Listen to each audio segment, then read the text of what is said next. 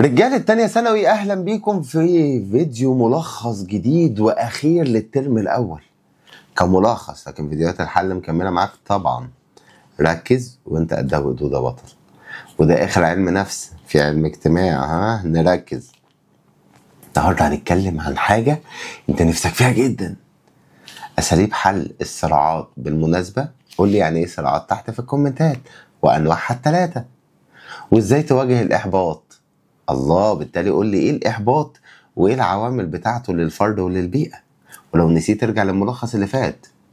بس قبل ما نبدا كده يا صديقي، تحت في الديسكريبشن في لينكين، لينك فيه كل الملخصات اللي فاتت وبالتالي الملخصات اللي جايه، ولينك فيه كل الملخصات، قصدي الحل، احنا قلنا الملخصات يبقى التاني فيه كل الحل بتاع اللي فات وبرده اللي جاي. علم نفس وعلم اجتماع، فشد حيلك وانت قدها وقدودة بطل.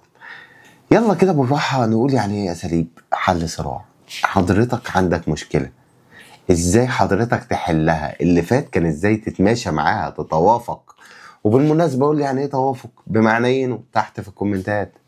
قلنا يا اما انت بتها يا اما بتخلي الها يتها معاك، ماشي؟ طبعا انت مش هتفتكر حاجة الا لما ترجع للملخص. ذاكر يا اخي، مش هجرى حاجة لما تذاكر. يلا زي بعض. بص يا عم، بيقول لك عندنا مبدئيا اساليب مباشره، دول 4، واساليب غير مباشره هنجيلها بعدين، دول كتير شويه، 9. كتير صح؟ معلش. الدرس ده بالمناسبه كان عندك في ثالثه ثانوي، نزل زي ما هو، يعني محتاج تركيز بس انت قدها. اول حاجه يا صاحبي الاساليب المباشره، ايه دي؟ يقول لك والله حضرتك يا تبذل جهد عشان تزيل العائق توصل لهدفك، يا تبحث عن طريقة تانية توديك لهدفك، يا تستبدل الهدف بهدف تاني، يا إما تستخدم أسلوب حل المشكلات. حلو، بالراحة بقى بالراحة بقى، فهمني يعني إيه هبذل جهد عشان أزيل العائق؟ أنا أعتقد لحظة هنا حطينا عائق، ده عائق شايفه؟ الله عليك، أنا عايز أعدي بقى، فوأنت بتعدي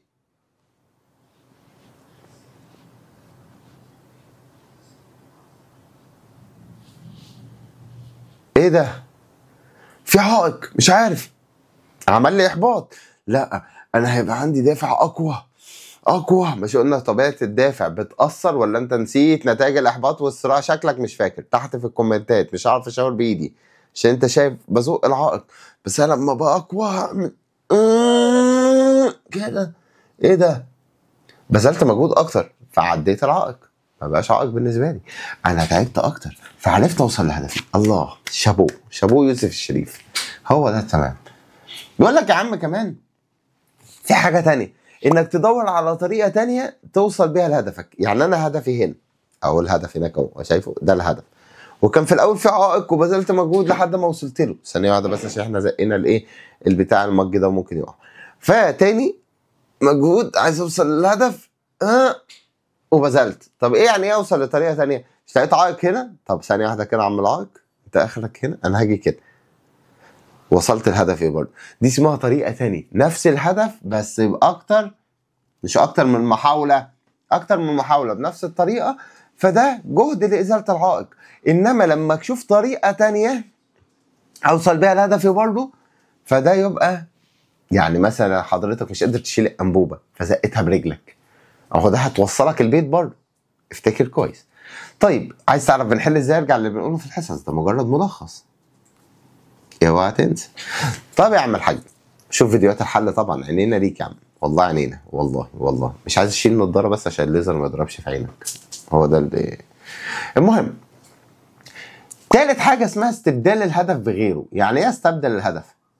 يقول لك والله لو حضرتك مش عارف توصل لهدفك بالطريقتين اللي فاتوا، لا انت عارف تبذل مجهود ولا تشوف طريقه غيرها، يبقى بعد اذن حضرتك شوف لك هدف تاني. بعدين ما تصعبهاش علينا يا عم، يا عم ما تصعبهاش علينا يا عم، احنا مش قادرين يا عم، شوف لك حاجه غيرها. يعني حضرتك عايز تلعب كوره، ماشي، الدنيا مطرت عليك وانت بتلعب، قمت قلت هتديها اجواء اوروبيه، المطره شدت ومش عارف تلعب خالص وبتتزحلقوا وبتقعوا وبتاع، قلت خلاص بلاها لعب كوره، مش عارف اوصل، لا انا عارف ابذل مجهود اديها اجواء اوروبيه ولا عارف اشوف طريقه ثانيه، قمت قايل بقول لك ايه، بلاش كوره خالص، احنا نروح نلعب بلاي ستيشن.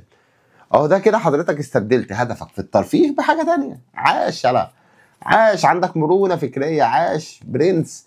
يجي الرابعه بقى، وهي اسلوب حل المشكله. ايه اسلوب حل المشكله؟ يقول لك يا سلام، حضرتك عايز توصل لان انت تحل مشكلتك، خد طريق مباشر بيو هتوصل للحل. ازاي يعني؟ مش عارف. يعني حضرتك مثلا عندك صراع، تخلى عن سبب من السببين، ما مش مهم يعني، مش لازم دي او دي، خلاص هختار كذا. تقول لي حاجه سهله كده؟ والله سهله. حضرتك بس اللي محتاج شويه معلومات عن الهدف اللي انت عايز توصل له، فتعمل عمليات تحليل كده، تمشي في خطوات ثابته توصلك لهدفك. حاجه سهله. ست اللي عيل يعني مش عارف اقول لك ايه، يا غتت يا غتت يا غتت. ابذل شويه مجهود يا اخي، يا اخي شويه قد كده مجهود، مش هيجرى حاجه. ومجهود هنا مجهود فكري، اسلوب حل مشكله، يا ريت يعني. تاني كان مجهود ماشي، ومش لازم يبقى مجهود بدني، ممكن يبقى فكري برضه. ارجع اللي قلناه في الحصه، مش هوضح اكتر من كده هنا بعد اذنك يعني. تعالى بقى يا صاحبي نروح على الاساليب الغير مباشره. ايه ده؟ هو في ايه الفرق؟ يقول لك الاساليب المباشره بتحل حل نهائي، دي اللي قلناها. الاساليب الغير مباشره لما ما بتنفعش مباشره بنستخدمها. دي يعني تقدر تقول عليها كده، مش عارف اقول لك ايه، مش عارف، يقولوا عليها الحيله الدفاعيه. يعني ايه حيله دفاعيه؟ يعني بتمشي معاك الدنيا كده وبتزق معاك الدنيا، بس حضرتك ما تزودهاش عشان ما تتحولش المرض. كلنا تقريبا بتحصل معانا، بس يعني ما تزودهاش لا تبقى مريض نفسي. ابدأ بقى بص حواليك، انظر حولك، فهتضطر تقلع النضارة وتغمى عينك كده وتنظر حولك. انظر حولك، مش هيجري حاجة. لما تبص حواليك هتلاقي ناس كتير بتعمل كده. أول حاجة الكبت، وصل في مرمى نفسي أقصى حد. ده الجوكر قال كده. يعني إيه الكبت؟ هل هو، ولا بلاش مش هسهلها لك، ده ملخص. الكبت يا صاحبي نوع من النسيان اللا شعوري، غصب عنك بتنسى، انت بتجبر نفسك تنسى، انت مش عايز تفتكر، بس هو غالبا حاجة مؤلمة، وغالبا كانت في الطفولة المبكرة. التحليل النفسي. بالمناسبة فرق لي بين 5 مدارس تحت في الكومنتات، اوعى تنسى المدارس. في الطفولة حاجة كده حصلت، ابوك ضربك مثلا، بس انت ابويا فانا عايز انسى انك ضربتني عشان افضل احبك. كبت. طيب التانية بقى يقول لك هي ايه؟ الاعلاء او التسامي. يعني انا كنت بعمل حاجة هنا قمت معلي ازاي يعني؟ يقول لك انا بالراحة، حضرتك عندك طاقة عايز تضرب حد، وتاخد بقى الوضعية فاهم، لسه بتنتش. ايه ده؟ ما ينفعش اضرب حد، عيب، مجتمعنا ما بيسمحش بكده. خلاص هلعب ملاكمة. حضرتك عليت الموضوع، عندك طاقة حسب كلام المنهج، يقول لك طاقة جنسية، مراهق عايز تتجوز وبتاع، فحضرتك في الوقت ده الدنيا تقوم محولها للرياضة، تستفيد بنفس القوة اللي عندك دي بس في حاجة تانية، حاجة المجتمع بيقبلها، فدي اسمها تسامي أو إعلاء. يعني خدت الحاجة اللي الناس ما بتقبلهاش دي لحاجة الناس بتقبلها. قبل ما أكمل فرق لي بين الكبت والكبت البلدي. يلا نكمل عادي. نيجي لرقم 3 اسمها التعويض. التعويض ده لو ما كانش يبقى يقول لك ده حضرتك بيبقى فيه توتر كده نتيجة الإحباط، أنا محبط متضايق، فيبقى فيه توتر، حاسس إن أنا عندي شعور كده إن أنا فاشل أو مش عارف أعمل إيه، أو يقول لك هو يعني ده معناه إنك بتغير هدفك، بس ده لا شعوري. فاكر تغيير الأهداف اللي لسه قايلينه في الأساليب المباشرة؟ طب إيه رأيك بقى إنك تفرق لي بين ال4 أساليب المباشرة تحت في الكومنتات لما نشوف آخرتها بقى؟ يلا. فهو ده موجود برضه تغيير هدف، ولكن ده لا شعوري بيحصل لوحده. حضرتك لقيت ده ما جاش معاك فقمت واخد ده عادي، بتمشي تعويض بديل. الله عليك، انت راجل فهمان. نيجي لرقم 4 وهي التبرير. ايه التبرير ده يا مستر؟ لكن التبرير ده يا بابا انك تدي اسباب تبان مقبوله وخد بالك من تبان مقبوله، لانها اساسا مش مقبوله. انت اللي حسست نفسك انها مقبوله، الناس بتقبلها فعلا وبتعديها، لكن هي اساسا مش واقعيه. لا لا لا. زي ايه؟ والله حضرتك انا ما عملتش الواجب عشان تعبان. ايوه، يعني انت خدت الواجب ده امبارح يا صاحبي؟ انت واخده من اسبوع، ما عملتوش ليه من اسبوع؟ اصل كنت تعبان امبارح، وانا مالي ومال امبارح؟ ما عملتوش ليه من الاسبوع اللي فات؟ ما عملتوش ليه من 5 ايام 6 ايام 4 ايام 3 ايام؟ لا انا بستنى قبلها بيوم واتحجج، اصل والله معلش نسيت الكشكول. ده كله تبرير. نيجي بقى لرقم 5 وهي ايه ده؟ انت بتخضيها كده ليه؟ ازاحه من الى. يعني ايه من الى؟ يقول لك يعني بص، عارف انت حضرتك عندك انفعال، خدته اديته. مش فاهم يا مستر، بعد اذنك فهمني. اقول لك يا عم بسيطه بسيطه، بس انت مش عايز تركز. بص بالراحه هقول لك، بس بيني وبينك يعني. عارف بابا لما بيزعق لماما، ماما بتعمل ايه؟ ايوه بالظبط، انت شطور، بتزعق لك صح. ايه اللي ماما عملته ده؟ ازاحه من الى. هو انفعال بتاخده وتطلعه، بس بسيطه. ودي بتبقى مقبوله شويه عند البني ادم، زي ان مثلا حضرتك زعلان برضه، امك زعقت لك، زعقت لاخوك، ابوك متخانق مع عمك في البيت، يروح يزعق للناس في الشغل كده يعني، ازاح. نيجي بقى رقم 6 اسمها الاسقاط، ودي مش معناها كده، لا انت بتمسك مشاكلك وحرفيا بتعمل كده على واحد. انت السبب يابا يلي خليت بيا، لا فرشت لي بستان ولا حتى بر امان ولا كل اغنيه حضره المتهم ابي دي. اللي هو ليه يعني؟ ليه؟ في ايه؟ انت السبب، انت اللي عملت كده. حضرتك بتعلق عيوبك وفشلك على الناس اللي حواليك، مع ان مش شرط، والله ما شرط، وكتاب الله ما شرط، انت حر. انت تقدر تعدي اي حدود لو انت عايز، تقدر تعمل اي حاجه لو انت عايز. هتحاول وتفشل وتحاول وتفشل وتحاول وتفشل لانك فاشل. اما انت هتحاول وتفشل وتحاول وتفشل، وكل مره بتتعلم من فشلك فتبقى ناجح. ده الفرق. يا ريتك تعمل حاجه. نيجي بقى لرقم 7 وهي التقمص. التقمص امثل يعني ايه؟ شبهها كده، شبهها.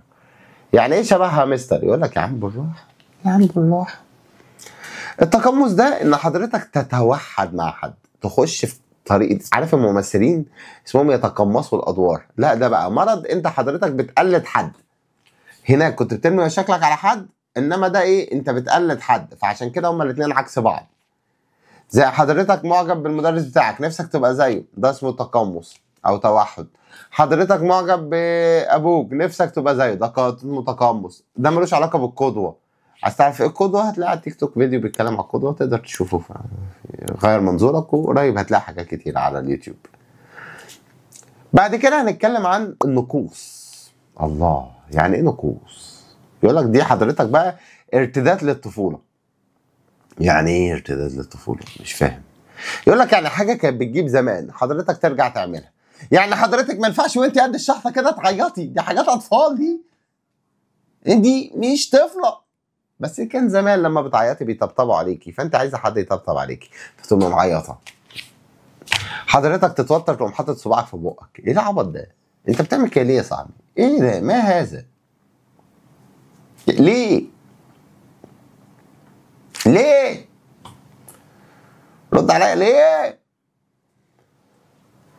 انت بني ادم غريب. ليه حركات الاطفال دي اسمها نقوص، بترجع لورا. منها بقى التبول اللا ارادي وغيره وغيره وغيره. اخر حاجه وهي الانكار.